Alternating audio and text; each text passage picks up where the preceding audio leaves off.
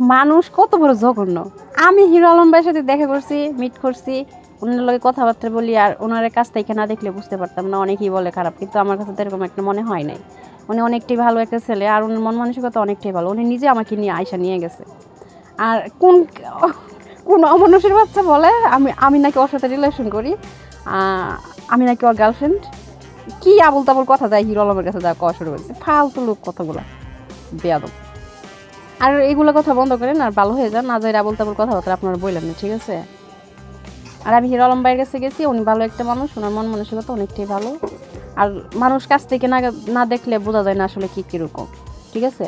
আবার অনেকে অনেক ধরনের নেগেটিভ কিছু ভাবতেছেন, এটা ভুল কথা। এরকম কোনো কিছু ভাবার মতো কোনো কিছুই হয় নাই। আর উনি অনেক ভালো, এটাই আমি জানি, ঠিক আছে? আমি কালকা গেছি, বাসা থেকে বের হয়েছি 4টা বাজে। তো ফার্স্ট টাইম গেছি আমি রামপুর, এটা যে এতটা দূরে হবে সেটা আমি কল্পনা করি নাই। যাইতে যাইতে ওখানে বড় জোর আধা ঘন্টার মতো সময় দেওয়া হয়েছে। আধা ঘন্টা সময় দিছি, পরে আমি আবার রিটার্ন আসতে পারবো না দেখে আমি মিরপুর 11 নম্বর আমার খালার বাসায় ছিলাম, ওইখানে রাতে ছিলাম। পরে সকালে আমি চলে আসছি। আর হিরো আলম ভাই যে বলছে যে আমার বয়ফ্রেন্ড আমি নিচে দাঁড়া করে রাখছি, ও জাস্ট ফান করছে আর মজা করে এই কথাটা বলছে। সিরিয়াসলি এরকম কোনো কিছু না, আর আমি একা গেছিলাম, ঠিক আছে? আর আপনারা প্লিজ দয়া করে কেউ ভুল বুঝবেন না। আমি ভুল বুঝার মতো কোনো কাজ করি নাই, ঠিক আছে?